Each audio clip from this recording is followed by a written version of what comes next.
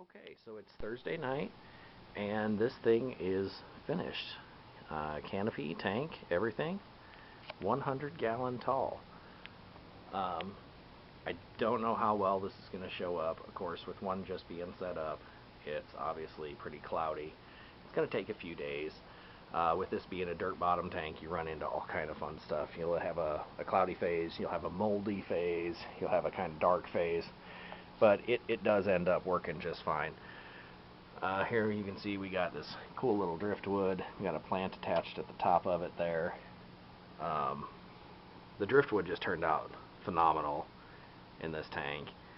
We have a few plants, trying to leave some open space.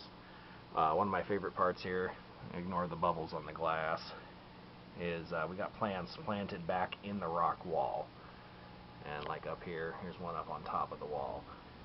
And most of these are plants that will grow not being submerged in any kind of substrate. So this guy here, I got hopes for him. I think he's cool. He's got a combination of really red and really green leaves. He's an Amazon sword. And we got a few other little guys here. Some more driftwood. Again with the plant growing on the top of the driftwood.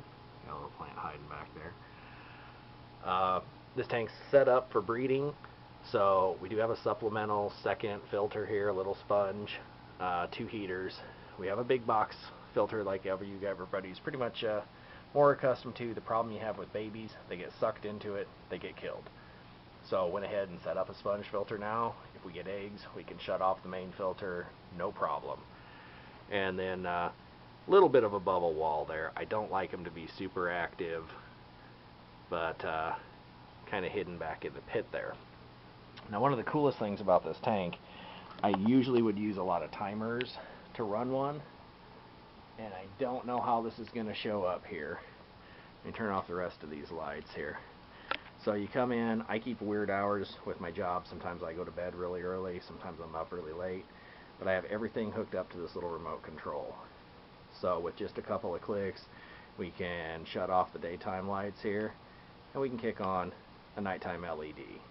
That's pretty sweet. It's not hard to do. That's the thing we set up the other day. All the cords are hidden. You'd never even know it was there.